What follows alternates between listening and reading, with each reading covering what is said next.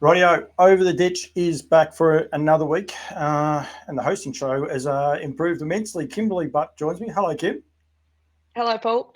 We're going to catch up with you after a great little weekend for you just recently. But on tonight's show, I will say, or today's show, I'm going to catch up also with Crystal Hackett, Ben Smith, and for the Matty Markham lovers out there in the world, and I know there's a lot of them, he will be on at the end of the show. We said we're going to skim over the weekend that's gone and coming up. Didn't end up skimming, so it is another long show, but hopefully people will be able to get something out of it. But I just want to say congratulations, Kimberly, on your first Group 1 win on the weekend. Well done. Thank you very much, Paul. No, it was a huge thrill, not just for myself, but for the horses' trainers, Derek and Adele Jones. Yeah, it's awesome. You obviously got someone distracting you out the side there, and we will touch on that because it's got a bit of a family affair. This filly, she's an awesome filly though. Seems to me like she's been around for a long time. She's only had 22 starts and won 7 and another 4 placings. Like, she's an absolute ripper. Yeah, she is. She probably took a little bit just to get going. I think the first 2 starts might have been gallops, and then from there, I think she won 3 of her next 5 and a placing in the mix as well. So Derek and Adele have done a great job with her. They've looked after her, and she is a big girl, so she has needed that little bit of time. But yeah, no, they've done an excellent job with her, and yeah, now reaping the rewards now. Before we get on to this week, what happened at Methven? She just wasn't herself.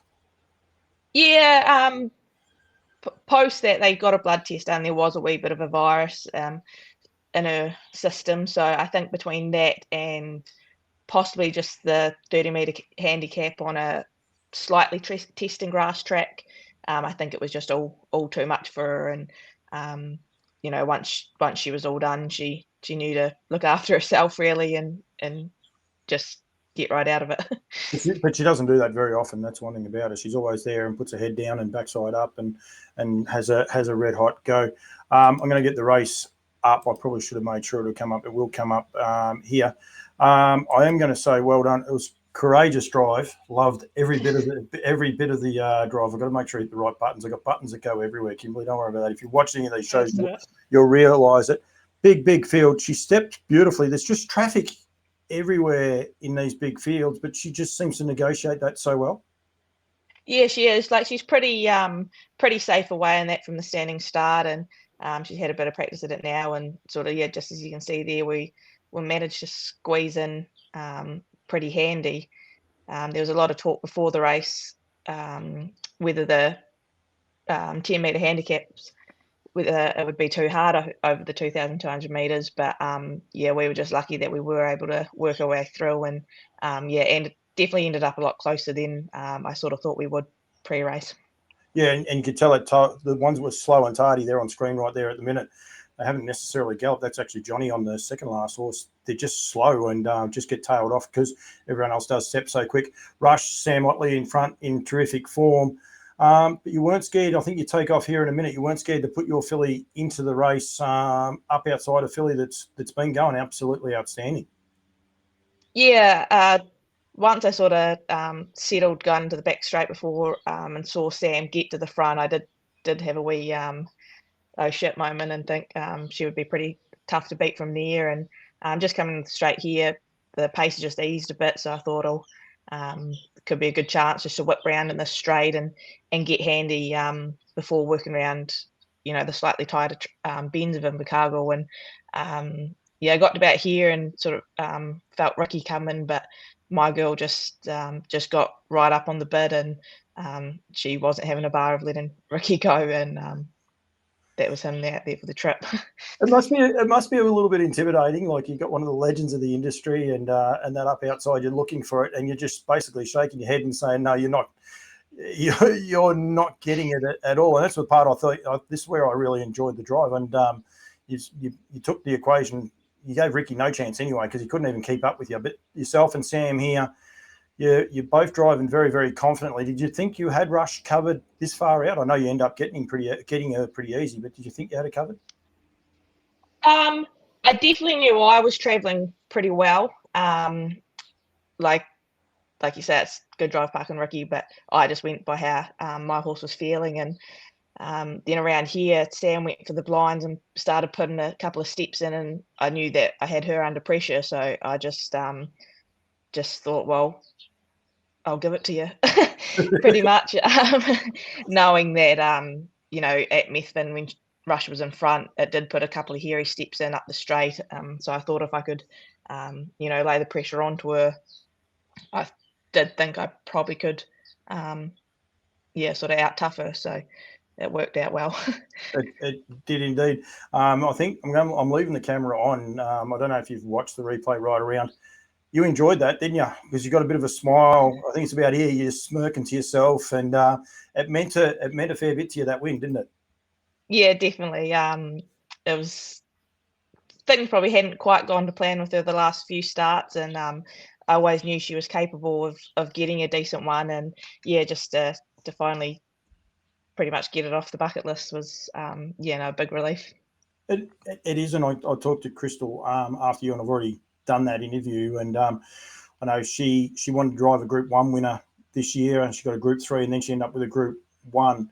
They are little things you want to tick off your list, and it must be nice when you're over that back straight and you were well and truly on your own, there was no one else around you, just to be able to savour that minute, and you've achieved a bucket list item, something that you've wanted to achieve, and you just got that moment alone with yourself and the horse, and a horse that you've had such a great association with. It must be a really surreal sort of feeling. Yeah, it is, and it's a bit of a mix between excitement and relief, and just it's like you say, when you're out there, you're not really thinking that it's a Group 1 or this is a big race, or to me it's just you're just doing what's in front of you, and then sort of after the line I went, oh shit, I just won a group race. It was probably sort of like you say, not till I got into the back straight that I really probably sunk in to say. And it's fair to say you just drove it like another race, because you're aggressive. You weren't reserved in any way. It wasn't like, oh, maybe I'll never get a group race, because you didn't drive it that way. You actually just went out there and no, and I mean that in a nice way. I mean, you just drove it like it was another race. Yeah, and I think everyone that drives will probably say the same. Once you're out there, you sort of just get into a whole nother world, and you just try to worry about what's going on around you and what's in front of you, and you can only take it one step at a time. Now, I'm going to get the association wrong, but to be able to share it with Adele and Derek, that must be in itself terrific. Now, they are related, and I try to tell people, because Derek told me, but I just don't know the other brother. But he is related to you, but he's not as, because Derek's your grandfather, is that correct? Great grandfather. Yes, yep. So, Derek Jones, the trainer of Blossom Lady, he's my great grandfather. So he had a brother, Peter, and when Derek and Peter had sons, they named each of their sons after their brothers. So, Derek is Peter's son, and Peter Jones is Derek's son, who's also Mark's father. So work that one out. Derek said, I spoke to Derek one time when I was over there, and he said to me, at the time they thought this was a great idea, but they quickly worked out it wasn't that great an idea. So he is your uncle, great uncle. I don't even know what you call it, but he's my nana's cousin. Yeah. But anyway, it's a family tie, and so I mean he is directly related to you, and that, so it must have been great. I think Derek will be okay with me saying he's not in his younger years anymore, and it'd be a great thrill for them. They're having a pretty good run actually with their horses, but it must be a great thrill. Would have been a great thrill for them, and I would imagine to be able to give it to you, your first group race would have been just that nice little synergy, if you like, that nice little crossover. Yeah, definitely. I think Derek might have even touched on it. I think it was possibly an interview with you earlier in the year, or maybe even last year. But he did touch on he's had other jobs throughout his life. Training horses always weren't his number one, and he considers himself a hobby trainer. I think he's well past that now. But for Derek and Adele, they just love their horses so much, and they put so much time and effort and care into them. And for them to put me on this horse in the first place was just awesome, and then to be able to repay that faith with the group win was just even better. They've only had 27 winners of themselves. They've had 6 this year from 30 starters. Like when they put them on the track, they just go terrific, don't they? Yeah, and they're having a really good run. Another wee trotting bear called Muscle Sass, who, to be fair, has probably got as much ability as Eurostyle. Eurostyle's first win, Muscle Sass actually beat her, but galloped on the line, so we got promoted to first. Yeah, she's just had a couple of manner issues along the way, but they seem to have found the key with her too, and she's doing a great job now as well. Yeah, and they're terrific people. I encourage anyone to get the chance to go and just have a chat. Yeah, Adele won't chat when the camera's on, but when the camera's off, she's awesome to talk to, and I really enjoyed my time there. They were at where Regan Todd is. I can't think of the gentleman's name. Lavros Lodge. Yep, that's it. Thank you. Yourself, Kimberly, you're having a great year. You're on track to have your best year, and I don't want to moz you, but you are on track to have your best year. Your previous best was back in 2019 when you were still a junior driver, so you must be wrapped with how things are going, albeit probably from time to time it gets a little bit weary, if you like, and a bit trudgery.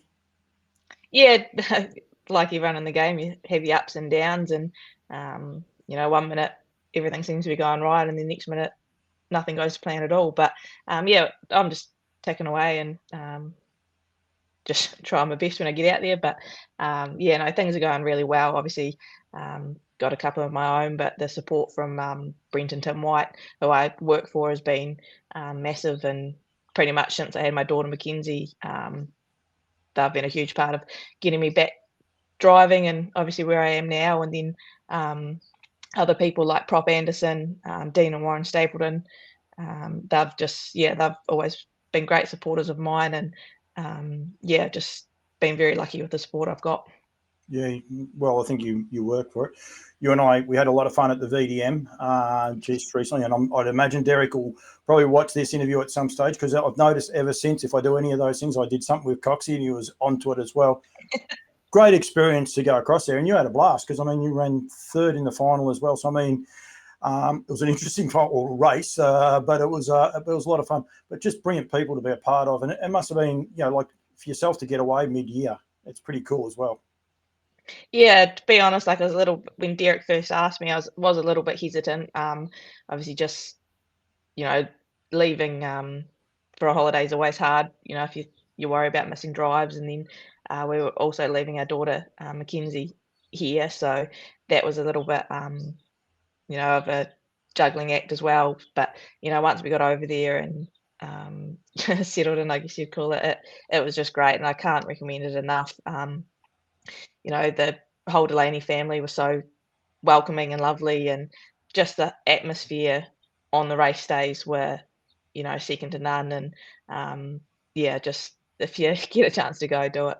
I think so. I think people, even if they don't get a chance to get a drive over there, they should just go over there and enjoy it, because they do it hard. I mean, their prize money is nothing special. On the day we were there, the prize money was good on the Sunday, but the Saturday, the prize money is nothing special. They don't care. They just love it, and they party and they enjoy it. Hopefully, you're okay with seeing a lot of blokes walking around without shirts on that shouldn't. They should have shirts on, but it's just so much fun, isn't it? It is, and it's a whole different culture and way of doing things, and things like that. But I don't want to say eye-opening. It just opens you to a whole different way of doing things, and just like you say, everyone there was probably doing it fully out of love. I guess a lot of us here probably are doing the same thing, but just the people. It's without like taking the horses away, which was great, but yeah, just the people in the atmosphere was just something that you can't even describe. I described it as refreshing to go across there and actually see people that just. And you and I were a bit shocked. I remember, because the first night, or the first day we got to the racetrack, you and I were quickly out the back to the stalls, and we were looking at the horses. They love them. I mean, the way they would not look out of place in a New Zealand Trotting Cups. Those horses, we never saw a poor looking horse or anything. They absolutely adore them, don't they? Yeah, they did. They all beautiful looking horses, lovely coats, great condition. As you say, well looked after, and yeah, it was definitely something that I'll never regret doing. No, absolutely. You got me drives. Oh, no, one horse I want to ask you about. Firstly, got you covered. Disappointing the other day. He ran third in the Methven Cup. The other horse, Timmy Woods. Oh, I might have the wrong horse. I have got the wrong horse. What was the other horse that was with American Me of Timmy White's and Brent White's? Did you drive the other horse in that race? No. Oh, yeah, got you covered. Yeah. He got back and then sort of got checked around the last bend. Okay. But yeah, but then before that he ran third in the Methven Cup. Yeah, so he was okay. So there was a few reasons for him finishing. Thank you. I was thinking, I'm sure that was the horse that was at the back. So he's okay. He was okay. Well, you answered that question. What have you got coming up this weekend? Because there's drives everywhere. There's a brilliant meeting at Ashburton. Myself and Maddie cover off on that in a minute before barrier draws were done. But it's a great weekend racing. Yeah, really good. I think we've started Addington with the midweek meeting tomorrow, Wednesday. 2 or 3 drives there, and then Friday night at Addington. There's Tuapeka Sunday, so I'm not going down this week, but sending my trotter down for Carter to drive in a junior go, and then Ashburton on Monday with some really slick fields. I haven't actually had a chance to see the fields are out, but I actually don't know if I've got drives or not. No, that's okay. And Johnny's going down there with Pin Seeker, of course. He's going terrific. I think he's taken a step back from trying to get him into the Trotting Cup this year, but probably trying foundation. But he's done a mighty job, hasn't he, this year so far for a young horse that I reckon it would nearly be 12 months ago that he debuted at Geraldine. It might be a little bit longer, but wouldn't be a lot. That I'm pretty sure he debuted. Maybe that was his second start. But anyway, they had someone set a stat before one of these recent runs, a month within the last month anyway, and they said this time last year he was unraced with 3 trials under his belt. So he's come a very long way. He has. It's just a bit new to him, some of those things, but he's doing an awesome job. But he's actually sneaking down there as well. So good luck to him. And that, Kimberly, thank you. You did me one other favour too, because she's by Olivici, who stands for Harassed Trotters. I'm going to play the ad after this, but there's a cool thing that I don't know if the Kiwis are aware of, but Olivici is 100% producer. So he's not only the sire of Euro Style, but he's also the sire of Just Believe, Olivici, Adele, but he's 100% producer, including 2 paces, which I don't know if Pat's that keen on that idea, but every horse that's made the racetrack has won, and every horse that he's foaled has actually won. So it's an amazing stat. I didn't know that at all. No, and I just wrapped it was there. I'm actually going to throw one of my sponsors ads in straight after this. So you've done a tick for that as well. Kimberly, thank you. Appreciate it. Yourself and Johnny always give me the time. Matty was very respectful, because I said to him that at the end of it, I said, I haven't done the interview yet, and I declared that in the thing. So he was actually very nice, and he appreciates the friendship and the banter that you guys sort of have, and it makes it. Matty's very, very close friend of ours, and we love to give each other a bit of shit, but he's always there. You said before about down times and good times, he's there through all of it. So we love Matty. He's actually a very good judge too. I don't want to. Hopefully he doesn't hear that part. Hopefully he misses that. Don't have to worry. Kimberly, thank you for joining me. Really appreciate it. Congratulations. And also to Derek and Adele. Well done to those guys as well. So great to see some good stories. So thank you for joining me. That's awesome. Thank you very much for having me on. 24-25 stallion roster for Harassed Trotters is out. Headed up by EL Titan, winner, leaving a heap of winners in America. Standing for $4,000. He is chilled. We also have Always Ready, eligible here in Victoria. Used to Me, quality sire of 3 Group 1 winners, and the value price there is $17.50. There are discounts on all 3 of those horses if you pay early.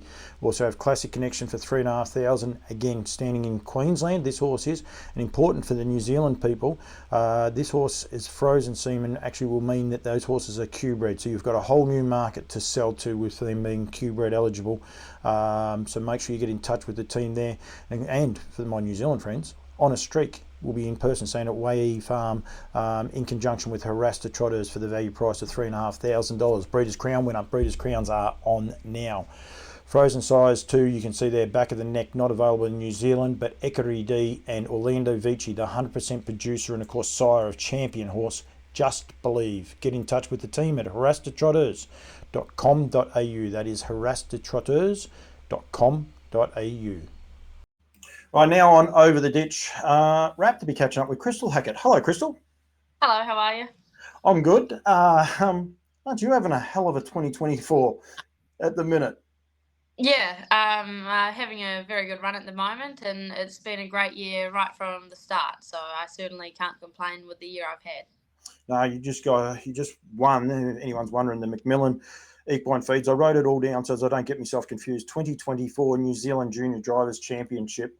And I was just reading some of the comments there. I think you were speaking with Nigel straight afterwards. It was something that you really wanted to tick off on your bucket list of things to do. Yeah, definitely. It's one of those championships that every junior, we all want to tick it off, and the last few years haven't been successful. So it's one of those things you never know if you're going to be able to do it. You only get a few chances, but to have ticked it off this early, I'm very happy with that.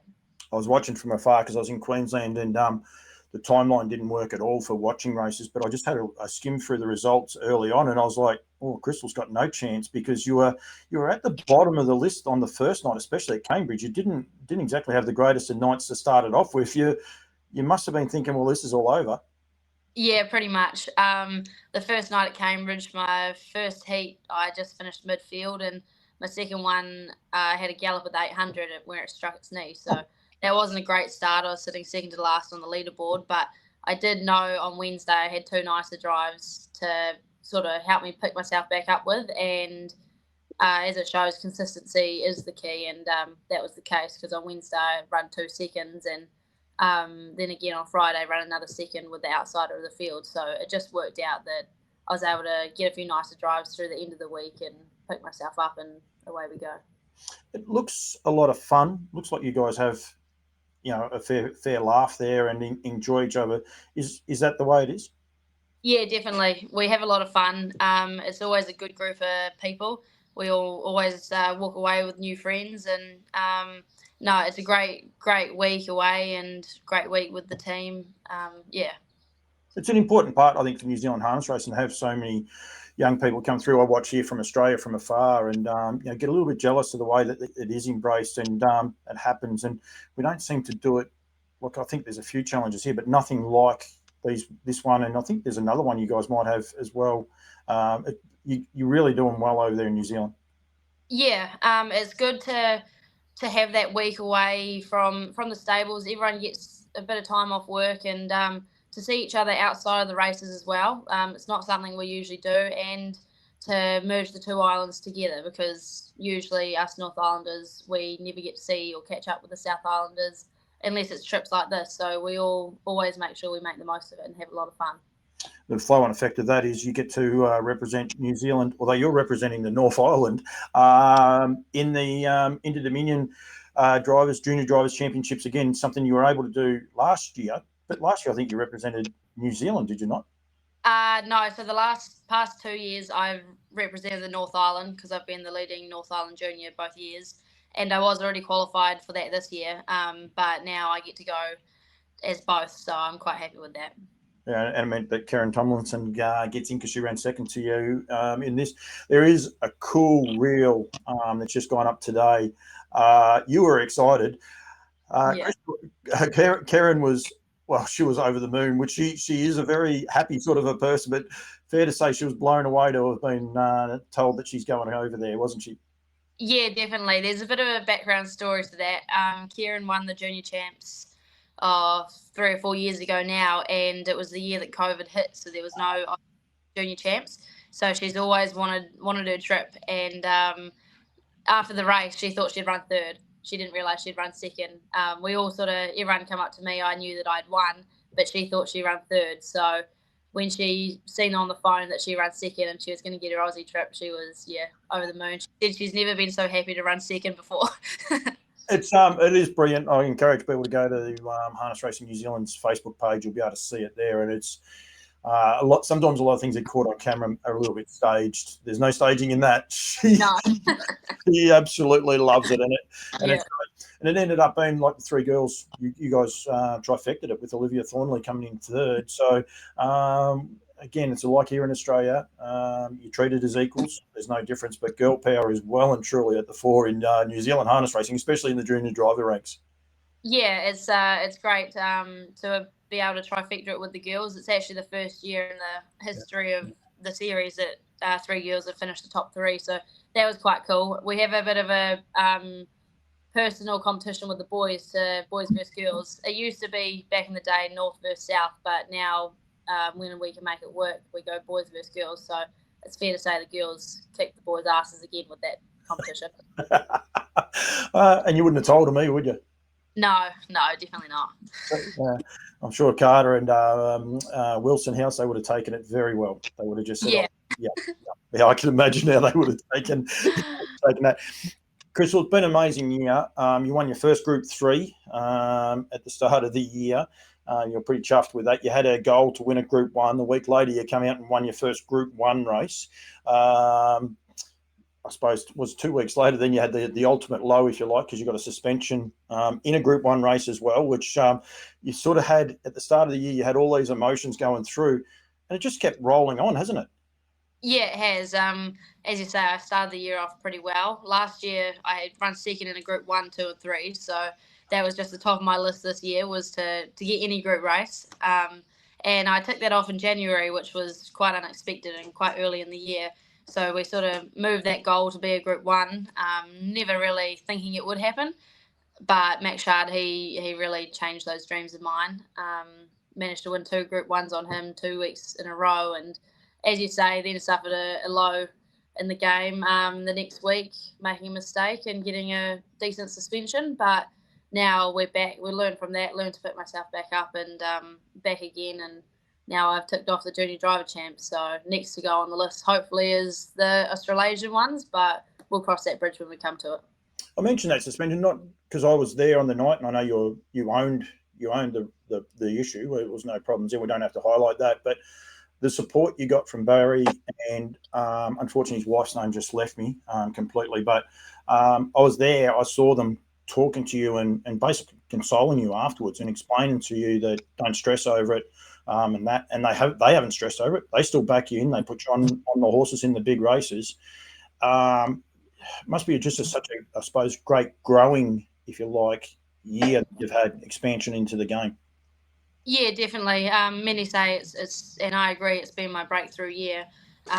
Never did I imagine it would start as well as it has, and it's continued on very well. But without Barry and Katrina, Scotty, Mum and Dad, I can't do it without them because they are the backbone of me. They support me week in, week out, and without them, I wouldn't have as many nice horses to drive, and for them to back me each week to put me on and help me through the lows and through the highs is, it's great. It's one of those things in Australia, we don't understand it, but effectively you missed a month, and that is a long time because you only race once and twice a week. It takes so much of your earning capacity away because when you come back, you're still only racing once and twice a week. You're missing a massive portion of your year, aren't you? Yeah, definitely. It was a very long 4 weeks on the sidelines, that's for sure. I saw you at Pukekohe Trials. I think the next day it had been pouring rain. You were covered in mud, and you were still upset you weren't driving. And I'm like, it's pretty funny when you think about it because you were missing out on all the mud and that in your face. Your support from Mum and Dad, they just must be rapt the way the whole progression has gone for your career, and I'm sure they're super proud. Yeah, they are. They're both very proud of me, and yeah, you don't usually get too much emotion from Dad, but he was pretty quietly chuffed on Friday night. So I heard at the races, and I seen him on Sunday, and he still was pretty proud of me. So that was quite cool. And no, without their support, they mean everything to me, Mum and Dad. No, absolutely. You've won a couple others. I want to ask you about these ones. So you won the Female North Island Cadet of the Year, but you also won the Junior Driver of the Year. What's the difference? So in New Zealand, to get your license, you have to go through basically an apprentice school, but we call it cadets. So I won the Cadet of the Year for the North Island last year, which took me to the final of New Zealand, but unfortunately I didn't win that. And then Junior Driver of the Year, obviously, because I was top of the Premiership last year, is why I got the Junior Driver Award. And then Female Racing Accomplishment as well. That must have been a great little thrill to get. Yeah, definitely. I knew that I had won the first two, but I didn't know about the female accomplishment. So that one, that meant a lot because that wasn't on statistics. That was on vote, and people voted for me and actually put my name forward to start with. So that was quite a big thrill, and not something that I had expected to win because it took my mum a few years to win that. She won it maybe 4 or 5 years ago. So it was pretty cool to win it alongside her a few years later. I think it's just reward too, because I know the limited dealings that I've had with you, you're always front and centre. You come out on the front foot. We did an interview in Australia and things along those lines. I think you're a great ambassador for our sport. You probably you get a bit embarrassed. You're half embarrassed because I'm saying it there, but I think the job that you do for harness racing is outstanding, Crystal, and you're what harness racing is actually about. Yeah, no, thank you, Paul. It's weird hearing someone say that about me, but no, I enjoy it, and if it gets people interested in the game, I'm more than happy to promote it. Yeah, well, we've got to keep getting young people in the game. New Zealand are doing a lot of things right, and I think you are as well. I was just looking at the Ashburton Flying Mile. Max Shard's in there. Are you coming? Do you get to drive him on Monday? I don't think I am this week, but I haven't had confirmation on that just yet. Because you're back on the North Island? Yeah, I'm back home. We've got a few horses still left up here that need to get back to, and Haupt can't all be away, unfortunately. No. I imagine Friday night there was a lot of spare hands coming on deck to help out. There wasn't too many people left at home. No, we had 4 in both islands, but unfortunately, with myself being in Christchurch, we only had one worker in the North Island left, so he had to run the team with 4 horses, and then there was 4 of us for 4 horses in the South Island. It didn't quite weigh up, unfortunately, but it was just the way it was last week. But I'm back now, so we're back in action. Harrison would have been okay with that. He wouldn't have worried too much. I saw he took a photo. Did he? He must have got a winner, did he? Not in the last couple of weeks. He had a good start to the year, but when he's been down south, he's been a bit quiet on the driving front. Yeah. Yep, very good. Crystal, thank you. Really appreciate it. You giving me the time. I think congratulations on what you've done. Congratulations, as I said, and thank you for being such a great ambassador for the sport as well. I really think we need more people like yourself. I've interviewed Kimberly Butt. Officially, I haven't interviewed her yet. I'm going to do her after she's at trials at the minute, so when she gets back from trials, but she'll go on before you. But I think the job that you guys do, putting yourselves out there and promoting the sport, is outstanding. So well done. Congratulations. Look forward to catching you at the Inter-Dominion again this year. So it'll be a bit of fun, but congratulations. Thank you very much for having me on, Paul. For the 2024-2025 stallion roster for Aldebaran Park, they are standing Dancing in the Dark M for $4,400 or $4,600 including GST.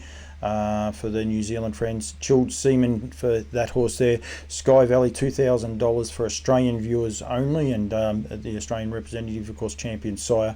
And then for my New Zealand friends, the unique opportunity with Aldebaran Eagle being available only in New Zealand for the service fee of $3,450. He's doing an amazing job, heading it up by Rockin' With Attitude, plus also Gatesy's Gem.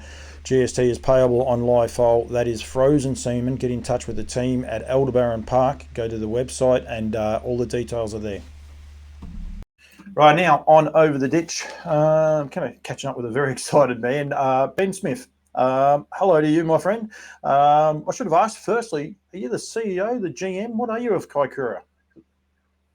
Well, my position is president of the club. Yep. And thanks for having us, Paul. No, and you wear a lot of other hats as well. That's actually a pretty cool hat, that one you've got on there. It almost typifies what Kaikoura is with the reds, the blues, the whites. You got so many colours. It's one of the most iconic race meetings anywhere in the world. Been fortunate enough to have been there just the once, actually. But it's just a brilliant meeting to go to. How is everything looking for the club, mate? Yeah, no, the club's it's all looking really good. I was up there a couple of weeks, so I don't actually live in Kaikoura full time. But we've got a couple of guys up there, Willie Ford and David James.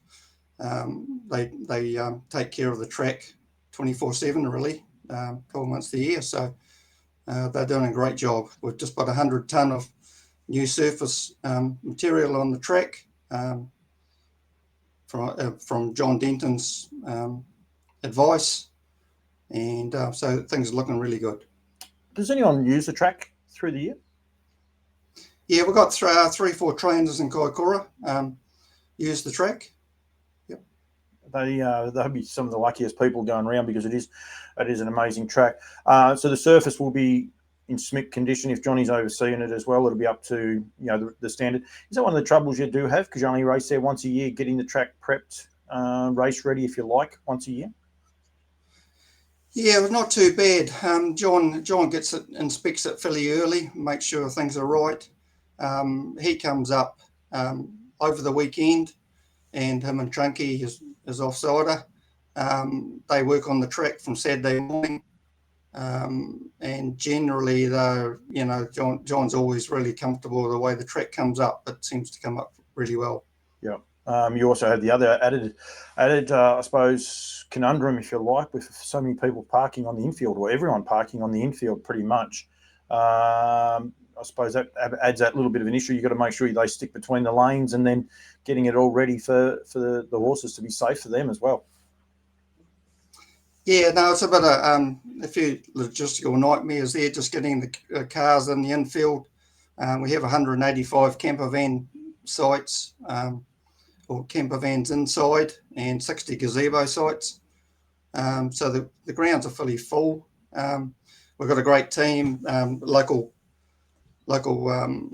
charities, cricket club, etc. They do the parking and and look after all that side of it. So they've been doing that for a few years now, so they're getting pretty good at it. Just trying to get the race meeting. There might be an issue with the website just at the minute, because it doesn't want to bring up your cup fields and that. It's bringing up Sunday's meeting, but not the Monday meeting, unfortunately. So it doesn't give you the whole all the races. That's actually a little bit unusual, because I have looked at it before. It does say that it's the Kaikoura Cup Day, but it doesn't want to show the complete program. So, which is, I don't understand why that's happened, because we have looked at it before. I was going to highlight it just so people can actually see. I'll actually put it up. If I do that button there, I should be able to put it up. But yeah, so the guys at HRNZ, I will, so that they might want to have a look at it. That's the wrong screen. We'll go to that one there. But that's the Sunday meeting, which doesn't, unfortunately, have your Trotters Cup in your. There's a bit of a glitch there, I think, in the. It's coming up as a Sunday meeting. So yeah, it's a bit frustrating. So I'll be relying on you. The both. When you click on the one code, it brings up both the same race meetings. So I'll rely on you a little bit with that one, Ben, with the races. Unfortunately, Just Believe not coming now. Just I think logistics for both Jess and Greg makes it a little bit tricky, but still not going to detract from the quality of horses like the Trotters that stepped out the other day that are getting set for the Dominion Handicap. It's pretty exciting. I don't know, is Bet and Win likely to be there, or is he going to stay and just wait for the Dominion? No, I haven't actually heard who's sort of going to line up, Paul. But we are expecting quite a good field in the trotting field. It's disappointing, that Just Believe It isn't coming up, but the club understands exactly where Greg and Jess are coming from. They've got horses always paramount. But yeah, no, we're expecting that. There's quite a few horses still, chasing form, and we're expecting quite a nice little field in the Trotters, as well as the Kaikoura, Yellowbar Kaikoura Cup. Well, your cup field, it's going to be a cracker. Like you look at horses like Tack McLeod and those the other day, Dalton Shard, a couple of horses of the Hopes, those Homebush, they're all going so good. Any of those are a chance of winning this, because it is that tighter track, jump to the front. So I reckon it's going to end up with a cracking even field of paces for your Kaikoura Pacing Cup. You'd be pretty excited with how some of those horses are tracking right at the minute. Yeah, no, really excited. That Yellowbar Kaikoura Cup's going to be, it's quite an even field, as you say. I believe Sooner the Betters could be coming up too. So, I think that that sort of race for him is going to be right up his alley, really. Charlie Brown, Tack McLeod, there's just a few names there, but they're all quite an even bunch of horses, and we're looking forward to putting on a good show there. Yeah, and you get horses like Tack McLeod that come from nowhere, and they're hitting form at the right time. So you would imagine, I think, the gentleman that trains Tack McLeod only trains one horse. So a race like the Kaikoura Cup and things along those lines, he'd be pretty well chomping at the bit if he could get a chance in that. I don't know if he's definitely coming, but you would imagine they are coming. I was actually talking, Ben, to Adam Hamilton the other day, Victoria Cup night, not name dropping or anything like that. We were just talking, and he said, I'm actually going to have my first trip to Kaikoura. And he said he was pretty excited about it. I can't believe he hasn't been before. I suppose this is one of the things. But, I was just filling him in with a few of the things. He said he gets told by every person that's been there something different. But there's so many things that people forget about on this, on what is just a magic day of racing. Yeah, no, I heard Adam's coming over. I was talking to Brad Steele the other day. So he's importing another Australian to New Zealand industry, which is great. And yeah, no, it's just we just always hope for a nice fine day. We think we're, as far as the racing goes, we've got the features with Alabar Kaikoura Cup, the White Morph South Bay Trotters Cup, and the New Zealand Standardbred Yearling Sales Series Pace, which is a real bonus to us. And plenty of live music, kids entertainment. So we hope we put on a good product for the industry as a whole, really, with the sea and the backdrop and the mountains just over the hill. So, yeah, it's one of the more unique parts about it. You look one way and you've got nothing but ocean. You look the other way and you've got snow-capped mountains. Correct. Yeah. No, that's right. It is brilliant. Ben, I wish you guys all the best, the club. Hopefully you get plenty of people for the participants. Any Australians that want to go, they can get in touch with you guys if they not sure how to get there and things along those lines. Is that the best thing to do? Yeah, they can contact our Great Administrator Glenn at kaikoura@extra.co.nz, and he'll sort any issues out. But the racing starts at 4:48 on Sunday afternoon, and we've got 8 quickfire races, 20 minutes intervals under the Fast 10 concept. Yeah, which is cool. With the colour. That's pretty cool in itself, isn't it? Yeah, well, it worked really well for Kaikoura last year. It was, everyone jumped on board, the stewards, everyone, just to make it work. They have coloured caps, coloured numbers. And it's pretty short intervals, so it works really well. Yep. And then the racing on Monday. Sorry, what time does that start? The racing on Monday is 12 noon. And we'll be programming 10 races, and that'll be that'll be as good a racing as you'll find around, I'd say. The track up there is very generally very fast, and you've got to be at the pointy end. Yep, turning in the straight, and it's got a good long straight too. Makes for competitive racing though, because they want to be up that front end. So there's plenty of moves. Some go early and they still end up last with a lap to go. It doesn't work always. When you move, you've got to be a bit strategic about it, don't you? Yeah, that's right. Yep. No, I think the drivers adapt fairly well. I think it's a different track. It's different to a lot of tracks. We're 70 metres shorter than Addington, 1,114 metres. The bends are just the speed they go. They go fairly quick in Kaikoura, and so that means that the corners tend to be a bit tighter coming out of them. But that straight actually is probably something that trips a lot of people up. Is there's about 350 metres long, so it does. Yeah. And it'll have a marquee and a caravan parked all the way up the sides of it. Ben, Yeah.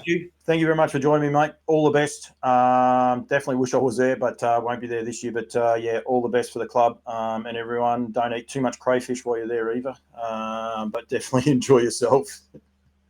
Yeah, no, thanks, Paul. And we're looking forward to you coming back over. You've done a great job for Kaikoura, and there'll be a hat waiting for you. I'll be looking for it. Don't you worry about that. All right, mate. Thank you very much. Good on that. Thanks, Paul. Woodland Stud have a fantastic stallion roster for the 2024-2025 season, headed up by the King, Bettor's Delight, down by the seaside, who just keeps producing quality horses on both sides of the ditch. Lather Up 2-year-olds are really starting to make an impression. Speeding Spurs standing for the value of $1,000. Sweet Lou fully booked out here in Australia, but still available for the New Zealanders. And What the Hell, the sire of Bet and Win, who won the Canterbury Park on the weekend and is now qualified for the Dominion Handicap. To get in touch with the team, visit woodlandstud.co.nz. That's woodlandstud.co.nz. Right, and now, finally, on Over the Ditch, the fourth stringer, Matty Markham. Hello to you. Gee, I've gone down the pecking order a wee bit, haven't I? Just, get some new faces in, and all of a sudden I become half redundant. And in some ways, it's probably not a bad thing, Paul, because it means we can't talk for as long as what we normally do. And you certainly had a couple of very important guests given the past week that they've had to talk to. So good to see. One person that you're got a great relationship with, Kimberly Butt. Great to see her get that Group 1 win. She's a ripper, and it was so good to see her get it. I've got to say one thing. I haven't actually recorded my interview because she's at the trials. So I'm not exactly sure if she's going to give you a rap or a criticism. So you're just going to have to play. I don't know how you're going to play the response to this one, Matty. Oh, I'm going to absolutely surprise her by just saying I'm very proud of her. She works bloody hard, Kim, and that was a really heady drive on Sunday. Really, really heady drive. She knew the horsepower she had in front of her, and she waited until as late as possible to cut the ribbons, and she had the horse in front of her, there's no doubt about it. But often the good horses and the best horses can be the hardest ones to drive sometimes, and as we've seen from Euro style at times, she's not the easiest horse. But Kimberly's handled her really, really well. I remember seeing them the first time they ever came together. I think it was at Methven workouts, and they were Euro style was still a learner. And I think Kim's been on every workout and trial and race since. So yet to see her get her first Group 1 win. Very good friend, so very, very chuffed for her. And I will refrain from making any smart-ass comments that'll end up getting me in trouble. Well, there is one we can say, like Pillowgate's been off this year. And if anyone's not sure, that was the Johnny Cox, Kimberly Butt. They were going head-to-head last year for a long time, and Matty dubbed it the Pillowgate. I'd say Kimberly's leading now, because she's got the G1 next to the name. So I think it's back on now. The pressure's back on Johnny. Not a G1, just a group race. A group race, sorry, but just back on. Yeah, but Johnny won a couple of group races earlier in the year with Older Meteor and oh, gee. Look, I enjoy having those little battles and keeping those things going with my friends. To be completely honest, I've dropped Kimberly this year. It's a battle of the Johnnies for me, Johnny Morrison and Johnny Cox. There's only a couple of wins between them on the premiership. Johnny's 46, John Morrison's 46, and Coxie's 42. So, they're having a good wee ding-dong battle that I'm giving them both a bit of crap about every chance I can get. So I'll go with that one. Pillowgate can wait for another year. All right. Well, Willie, and that's what we do want to do on this show. We want to highlight what people do. Crystal Hackett, outstanding. She's such a great ambassador for the sport. That's one thing she is. Yeah, absolutely. And a very, very talented and gifted horsewoman too in the sulky, and horses clearly run through her. She had an absolutely horrible day, which I'm sure she will have touched on the first day of the competition at Cambridge, but the patience and the headiness of her drives through the remaining heats at Addington, particularly the one on Friday night, which she ran second. Obviously, she was dictated to a little bit by the barrier draw, but she didn't get moving until as late as possible, and obviously got herself into second behind the tearaway Boris O'Kane. So, very good effort. She's having a wonderful year, and just another extension of this branch of incredible horsewomen we've got here in New Zealand at the moment. Young, old, everything in between. They're doing amazing things each and every week. To see the three girls run 1, 2, 3 in the Junior Drivers Championship was pretty cool too. Yep. And Olivia Thornley's been driving up a storm, and it was cool to find out that Karen Tomlinson had already been asked to represent New Zealand once, but unfortunately COVID came about, so she's going back, and it's awesome scenes. And I said it on the interview. Go and have a look at the Facebook feed of Harness Racing New Zealand when she finds out she's in it, and it's just raw and great passion, what this industry's about. Yeah, it is. And, Karen's another person who works incredibly hard. She travels up from Oamaru to Canterbury most weekends to drive, and then, down to Southland to drive as well. And she's long been a very well-established junior driver in the ranks. And to see, that enjoyment in her face just shows how much it meant to her, and it means to, you know, obviously Crystal and Sam Thornley as well. So it's great. We've got to market these young people that we've got in the industry because they are so marketable. They are, you know, they're likable, they speak well, they're very passionate about what they do, and the more we can put a camera in front of their face and get them talking and get them more comfortable, the better it is going to be going forward. I mean, I'll use a prime example. Zachary Butcher on Friday night at Addington had finished his drives, was sitting in the bar at Spectators having a beer, got grabbed, went in and sat in the studio with Greg O'Connor and Craig the Whale Thompson for 20 minutes and talked about the horses that he'd driven that night while they were live on trackside. And, you know, he's had cameras shoved in his face since the day he started driving, so he's pretty comfortable, and Zach's never short of a word, a bit like me. So, you know, it just shows, you know, we've got to push these guys and girls and get their faces out there, get their personalities known, because that's often the greatest thing about them. They've all got their own unique individual personality that they can showcase. Yeah, they definitely, and don't take that personality out of them. That's the one thing I hope. People say to me about how racing.com do a great job with the jockeys. Seriously, close your eyes. Don't watch what's going on, and every answer is exactly the same. They've been told what to say. Don't do that in harness racing, please. That's just one little sign thing that I would like to say. Rightio, let's get into some of the results from last week. There wasn't a lot of highlights. I've spoken with Kimberly, so we've covered off on that one. When I say highlights, wasn't a lot of orange racing, if you like. There was a couple of good results. It was good to see Atlantic City win the first at Addington.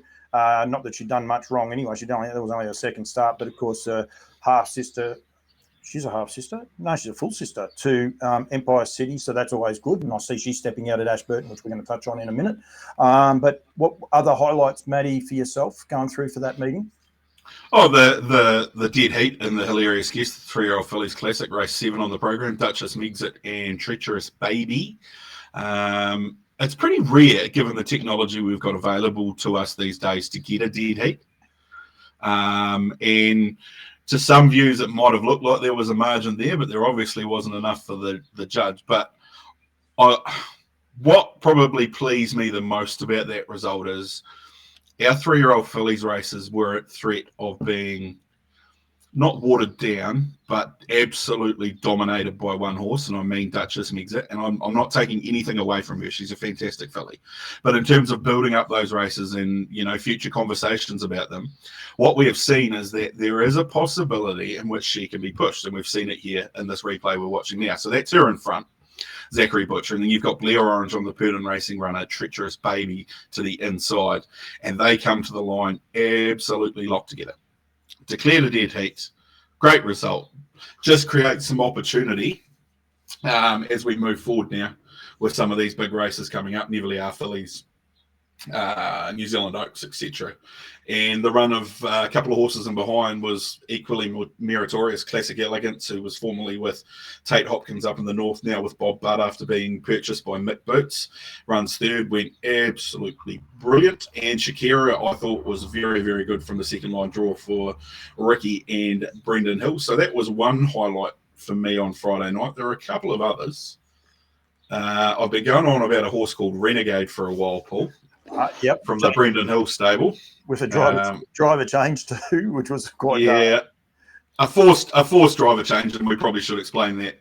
Ricky May, usually the driver of Renegade, but he actually owns a share in the horse Jimmy James Maguire, so he is obliged under the rules of Harness Racing New Zealand to drive Jimmy James Maguire as opposed to Renegade. So Coxie got the call up. Can tell you Coxie was very, very impressed with what he felt. So to put it in a bit of context, he's a 3-year-old pacer. He's taking on some older, hardened horses here. That's Triple G, who was at one stage a cup contender. Jimmy James Maguire's a group race winner. You had some very quality horse. Better Than Cash has been going super all season. And just look at the way he extends when asked inside the final 100-odd metres. He's got all the makings of being a very, very good horse, this Renegade. Very good horse. We'll see him go around at Ashburton on Monday, and he'll progress his way through to races like the Derby. Some discussions that he might be in line for a slot in the Velocity. Yep. Whether that'll eventuate or not, I would imagine, given his owners include Glennis and Phil Kennard, that there'll be some discussions happening because he's definitely good enough to be competitive in that race. They're having a bad year, aren't they, Glennis and Phil, right at the minute? Well done to them. They put plenty in, so congratulations to them. And they are having a huge run. There's a bit of news coming out, I think, around the slots with a few more announcements, which in a way they need to get them out there too, Matty, because there's quite a few spots still empty, and you need to get the build up to it. I've got no doubt about that, but we need to know who the field is as well. So yeah, it's an interesting one. Look, we've only just seen the likes of Chase a Dream. Obviously only had his first run. There's some more still to come out of the woodwork yet. I think slot holders are sort of just sitting on their hands a wee bit to see who's going to lay some early claim. But you're right, they do need to start moving at some point. And I think Ashburton Monday is going to be a pretty big day in relation to both of those slot races on show day, because not only do you have the 3-year-olds going around, you've also got the Hambletonian for the 3-year-old trotters, which is going to have massive permutations for some of those horses going forward. So looking forward to that. And I guess the other highlight from Addington Friday night was the open class pace, seeing Tack McLeod back in winning form. He was really, really good. I've got him on camera now. I think the one thing about it, I loved the aggression early from Sam to put him in front and put him up in the the firing line. Then it nearly comes back to bring her undone because she's 3 back the fence. And I saw the results, because I'll be honest, I didn't watch any of these races live because I couldn't. But I saw the results of this, and I'm watching the race. I'm thinking, how does he win this? He's franking that form that he's got. He deserves his spot in the Cup this year because he is just in amazing form, isn't he? Yeah, and I think the key here is, he was obviously a little bit disappointing last time out when 5th. He led up on that occasion. I think he's a better follower of speed at this point in time. So he led early. John Morrison come off his back, went round and took the lead. Then John handed to Wagstar on Franco Merrick, who's in the middle of the first 3 there. And Tack McLeod just stepped a wheel, and he was just too strong. He clearing away from them at the finish. That's Sooner the Better, who of course ran second in a Miracle Mile and 4th. Good run from him. Da Vinci was making up ground. Wagstar was really good. First go against the big boys. Franco Merrick still on the way up. I think there's a lot of improvement left in him. And Sooner the Better was 4 fence, so followed Tack McLeod through. He hit the line well, and he'll improve as well. So a good race for the young pretenders coming through. The Tack McLeods, the Wagstars, the Franco Merricks. Where it gets a little bit hairy now, Paul, is around some of these other runners. Beach Ball was better. And he got away well. A lot of work to do. Rock and Roll do. A lot of work to do. Mac Shard, I thought, was just okay. American Me finished last. Yeah. After sitting in the 1-1 for most of the race. And I know Brent and Tim are tearing their hair out. And they've got some decisions. They've got okay. Yeah, by all accounts, he's okay. They've got some decisions to make on what they do going forward. I am catching up with Tim later on this afternoon, so I'll sort of get the insight on that and maybe put something out on Twitter later on Tuesday afternoon just around what the go is with American Me. If you ask me, I would say that the Cup might now be off the radar, and they may look to return their attention to defending their Invercargill Cup title in December. Yep. Something's not right. He's not the American Me that we saw in the Roy Purdon up in Auckland beating Merlin and co. He's more than competitive. He ran 4th in the New Zealand Cup last year. So, the bit of a headache there with American Me, but I'm sure the team will get him sorted and back on track at some point. So things are starting to fall into place. We've got this confirmation now that things are looking a lot better with Larry, and we're going to see Leap to Fame. It's now what happens with Jason Grimson's team.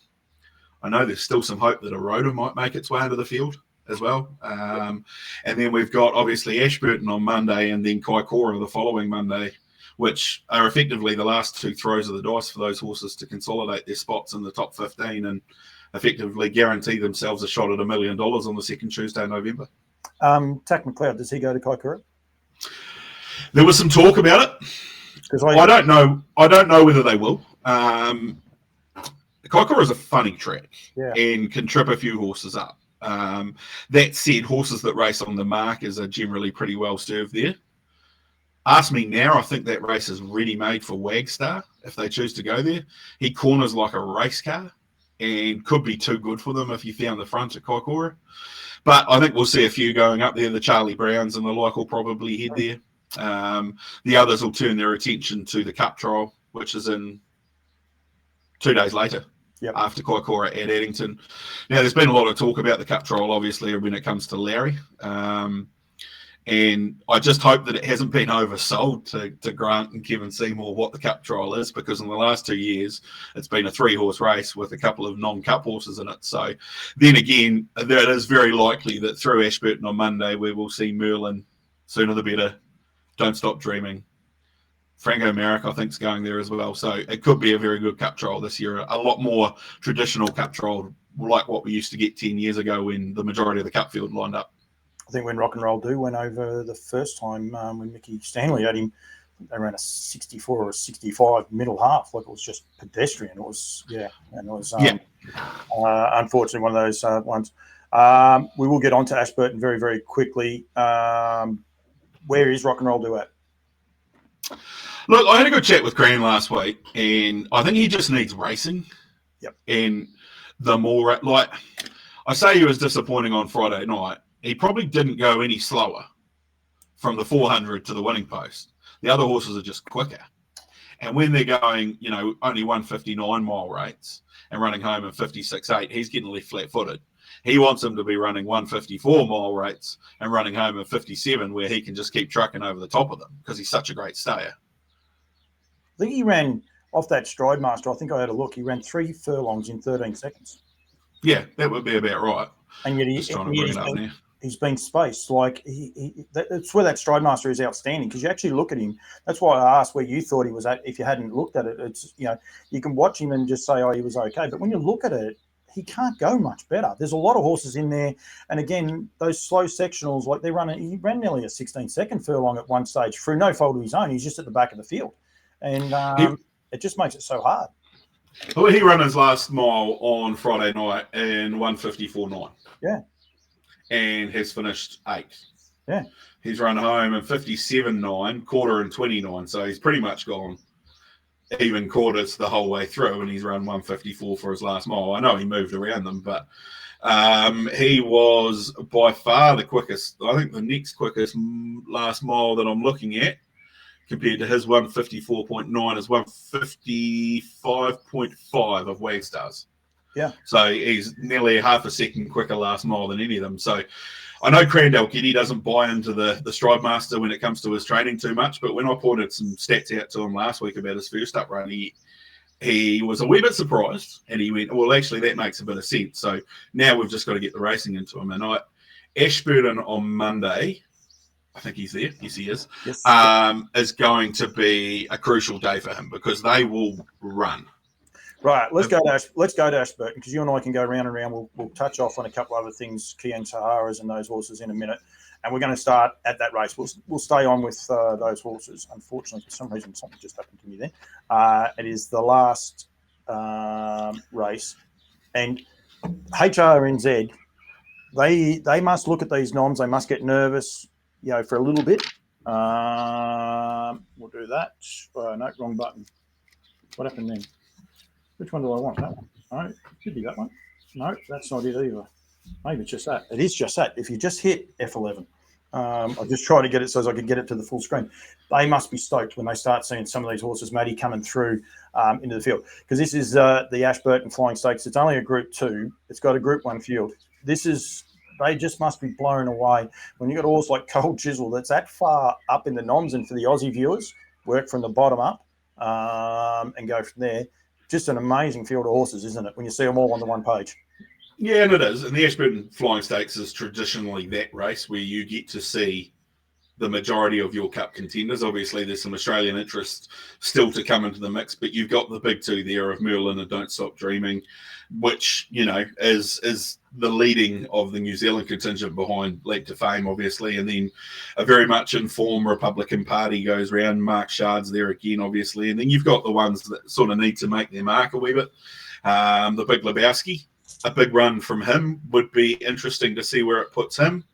Obviously, we've talked about Beach Ball. You've got Older Meteor in there who's guaranteed a Cup start. So it is a quality field, and it's always a quality race, and it's usually pretty earnest. If you look back through the race history of the race, it's got an incredible record of producing Horses that go on to win the Cup, look back even in the last 10 years, Lazarus won it twice. Copy That won it. Self Assured won it. Last year was a Cuda. Obviously, he didn't. Things didn't quite go right in the Cup for him. Terra to Love before that, Adore Me, Auckland Reactor. It's got a really good feel to it. You got to go back a long way to find the last time an Australian trained horse won a Paul.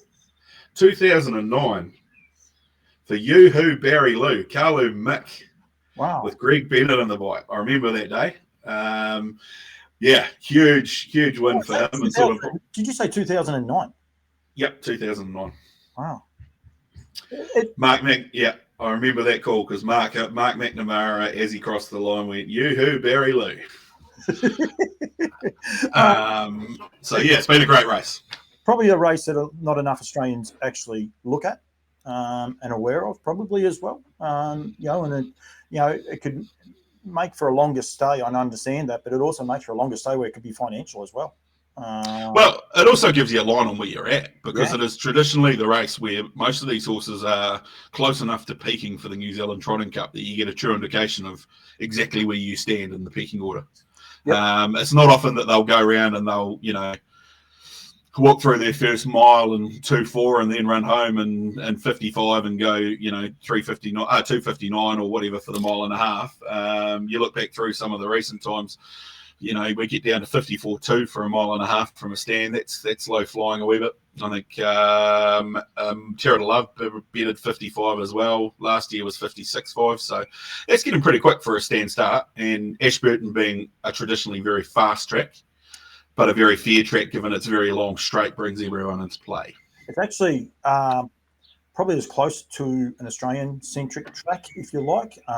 What we've got over here, and don't worry, we have smaller tracks and all the rest, but a vast majority of our tracks now are that 1,000 metres through to 1,400 at Menangle, and they fit in the middle. But, just two straights, two turns, good long straight where every horse gets a crack.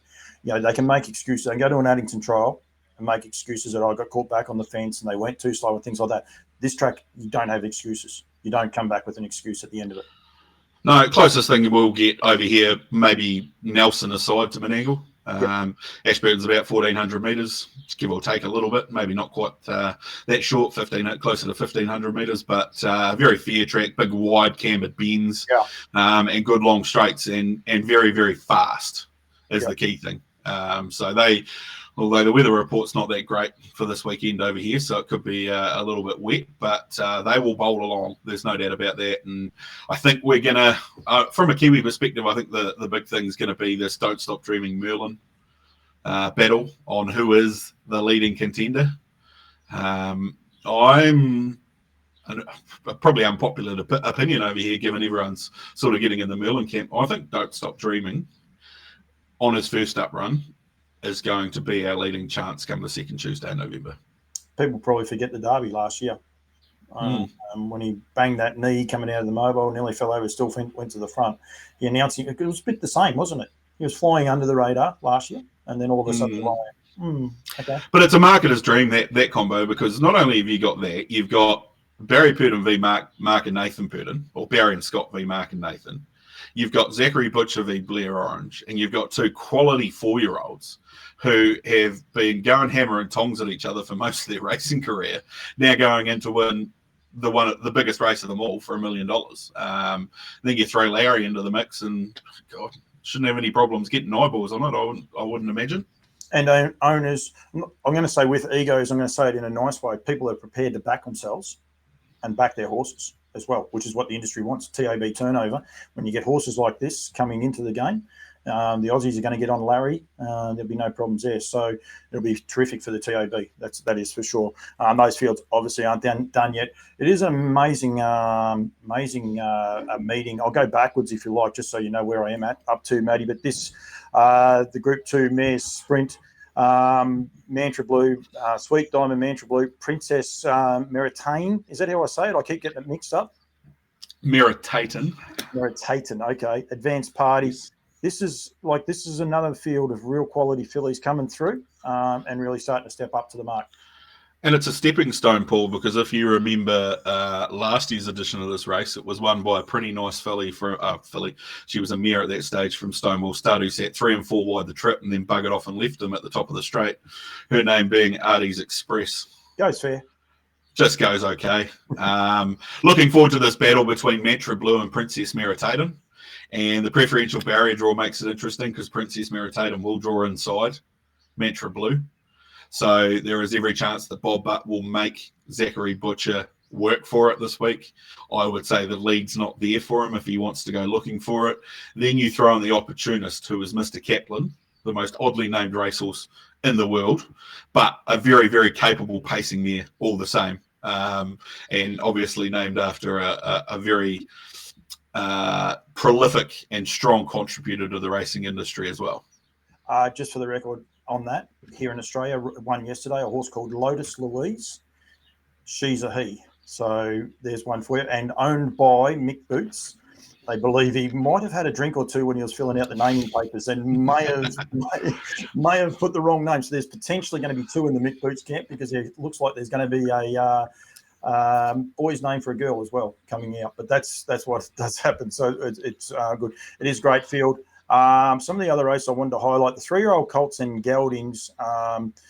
Jeremiah Better Knuckle Up. Hang on, how about I'll put it up? It's a lot easier and then people can actually read it. Better Knuckle Up. Harrison John. Renegade, as you said, stepping out. Dreams of Free coming up as well. But it's right through this whole field. The Lazarus Effect. We saw how good that horse was first up. Only had the 1 start. So he's a long way, up there. This is a cracker, isn't it? Very, very good race, this one. Could potentially be one of the races of the weekend, to be fair. Big question marks. Want to see some improvement from Dreams Are Free. You can't fault the former Jeremiah coming down. Better Knuckle Up was huge last time. Harrison John was good last time. Hadron Collider. It's tough with second to Chase a Dream in the Group 1 the other night. So quality field going around for $50,000. And over the 1,700 metres, they could absolutely fly. That's random barrier draw, is it? Preferential barrier draw based on winning stakes using the Ashburton-specific track grid. So Ashburton's preferential barrier draw system, don't ask me why, is different to Addington's. So it works sequentially. So in terms of the best horse will draw the outside of the second row. Not the best horse will draw the outside of the front row, as Addington's quite often works. So I don't know. I need a Harvard degree to work out why it is that way, but that's fine. It'll be a great race, irrelevant. And I'm looking forward to seeing Renegade taking on the really, really good ones. Obviously, minus Cole Chisel, who goes round in the Ashburton Flying Stakes, and of course, Chase a Dream. Well, off that, clearly, the Lazarus Effect draws a pole. And that could be interesting because that horse was super on debut. I know it's a big step up, but when you're on the fence and you're going to be in the first couple over a short trip, that's going to throw a nice curveball. Yeah, there is a bit of gate speed there, though. It's tough, obviously. Led the Group 1 the other day. It's going to draw the front line. Munro's mate, who we saw can fly the gate. Yep. So, it'll be interesting to see where everyone sort of settles up there, but be a great race nonetheless, I am sure. One race, it hasn't got a gold ticks. The 3-year-old fillies, Neville are All You Need Is Me, Ruby Roo, Flying Elk, another real good field of up and coming 3-year-old fillies, mate. Absolutely. And we get to see a few of these sort of try and push their case for a spot in that Neville Phillies final, which I think is on Cup Day. So there's a few of them need to sort of get themselves into the top 3. Ruby Rose already qualified. I think All You Need Is Me is already qualified. Flying Alley might need to run top 3, maybe. But then we talked about Shakira and Classic Elegance and want to see a much more improved effort from the very talented but enigmatic moments like this from the Purdon Racing team as well. So that'll be a great race, as most of them will be there at Ashburton on Monday, because you go from there to a 2-year-old Colts and Geldings race 5, and you've got the Chocolates, Demon Blue, Tactiva, Better Zamble.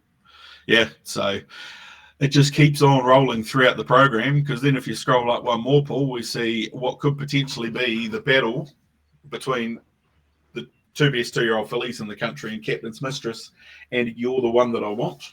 as well. So that's before we even get into the trotters. So, but that's also like you got a horse like Wine Light that was outstanding last start for correct. They're not, and actually the other horses in there too. Manners want to be on a bit better stage, but Arafura, we saw what she did last week where she ducked in, galloped, and still had the cheek to win with that finishing speed. She'll appreciate the long straight, mate, as well. She will, and that'll bring a lot of them into play.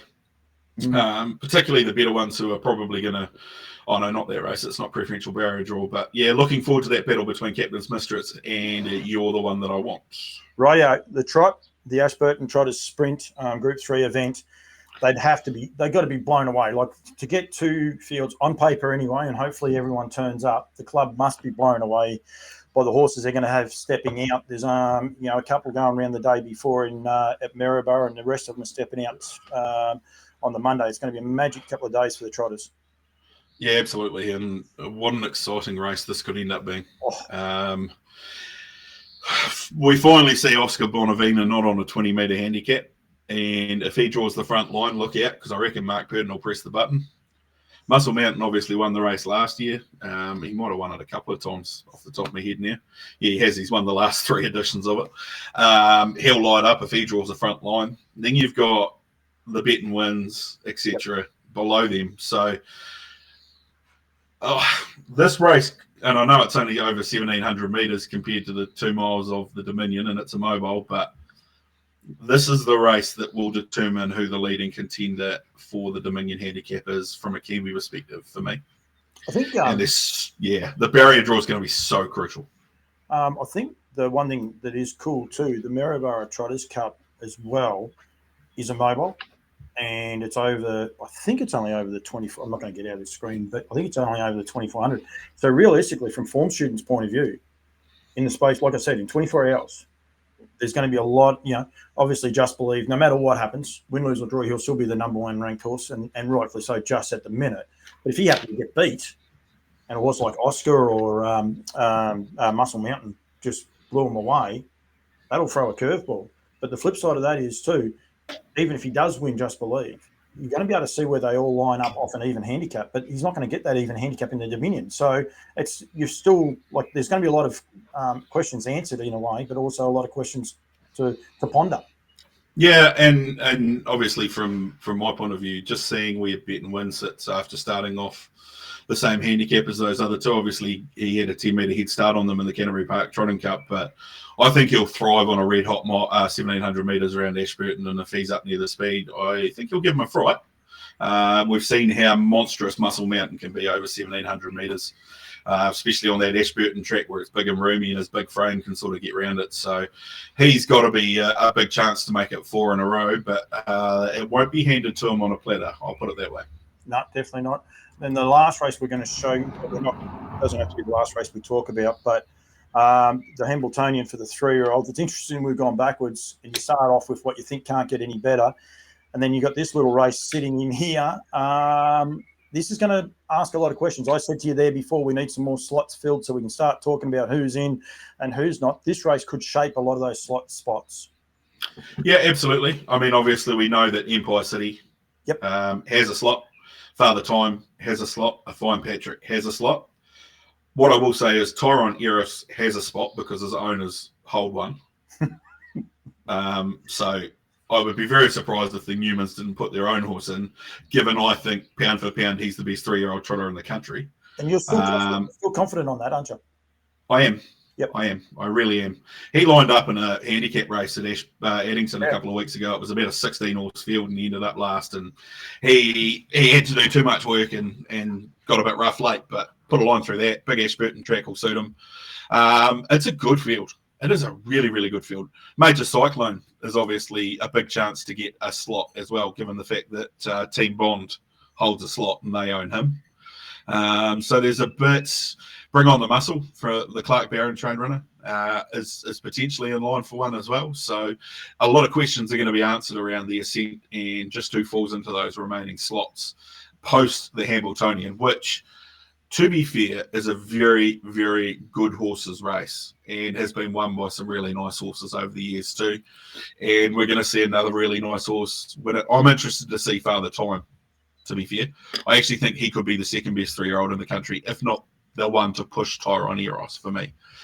His fresh up win a couple of weeks ago was just out of this world good. So going to be another great addition to the Hambletonian on Monday.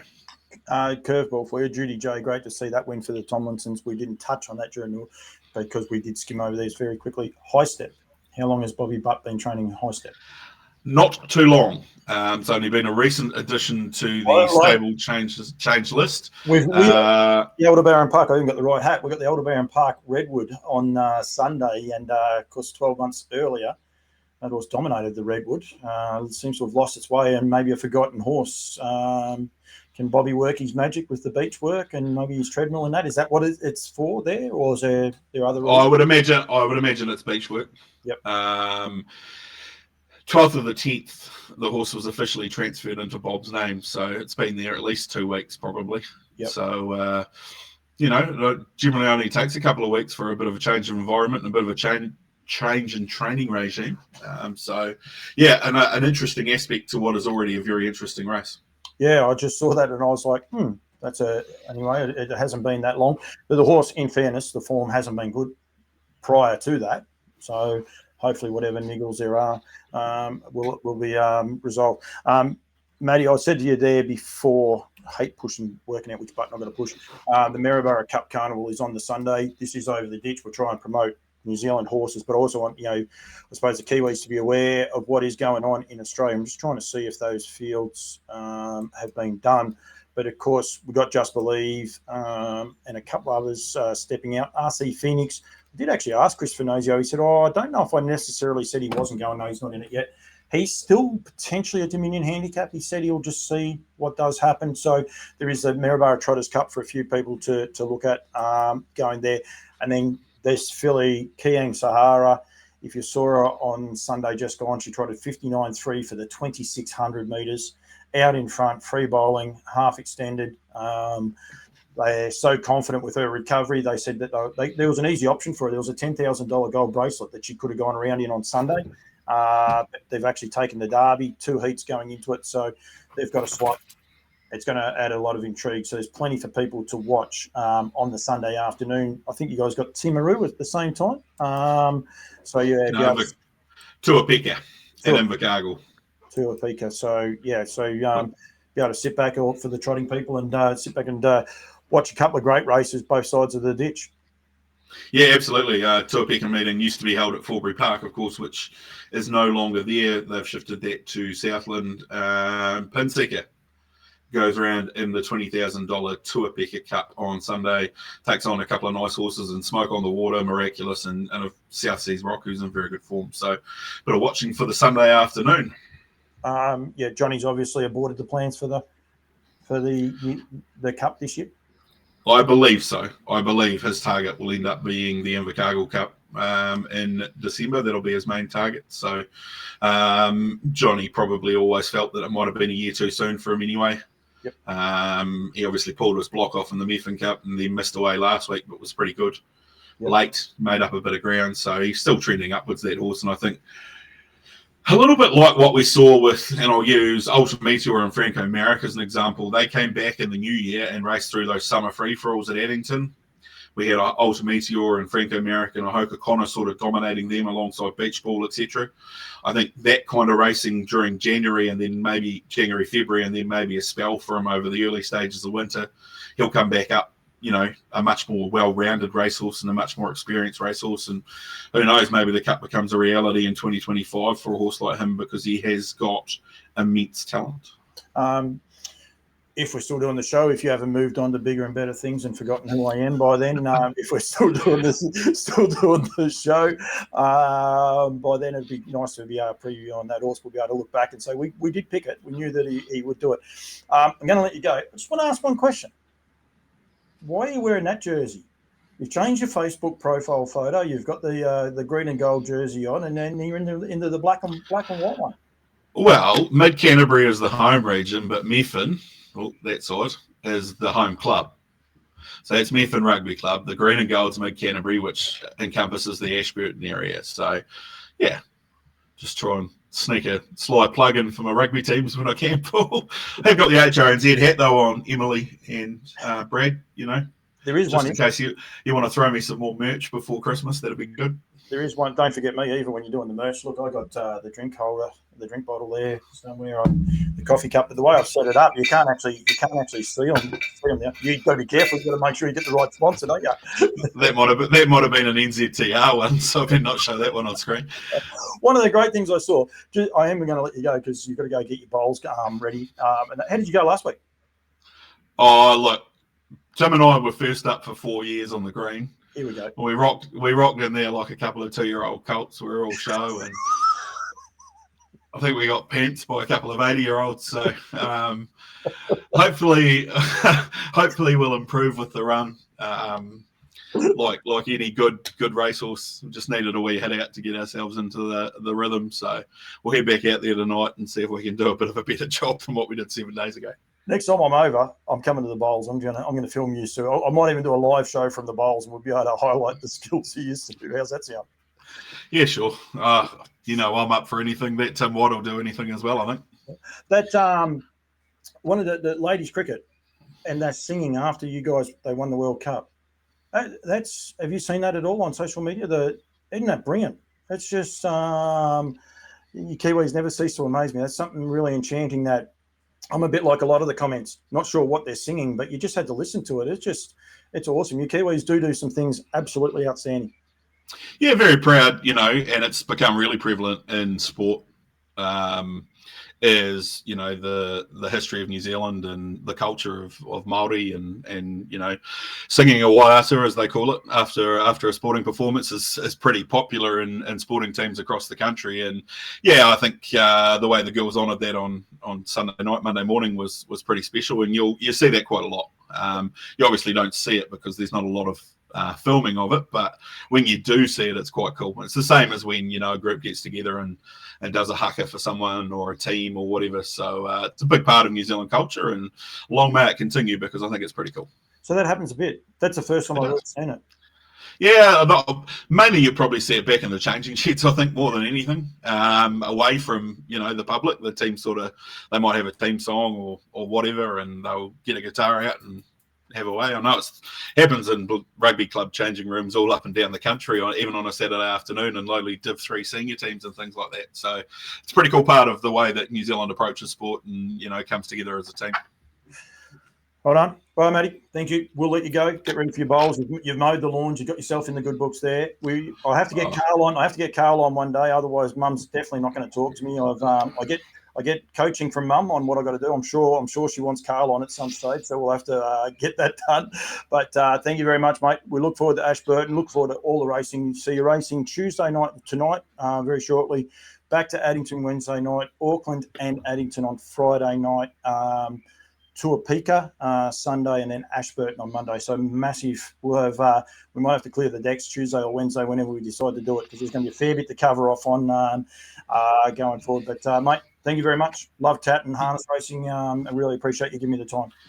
No worries, mate. And as long as you keep bringing mother's favourite child onto your screens, you'll be fine. And that is not me. That it would be Stacey, my sister. So, we'll chat next week. And there's going to be plenty to talk about just out of that Ashburton meeting on Monday alone. Looking forward to it. You'll get yourself into trouble. See you, Matty. See you, mate.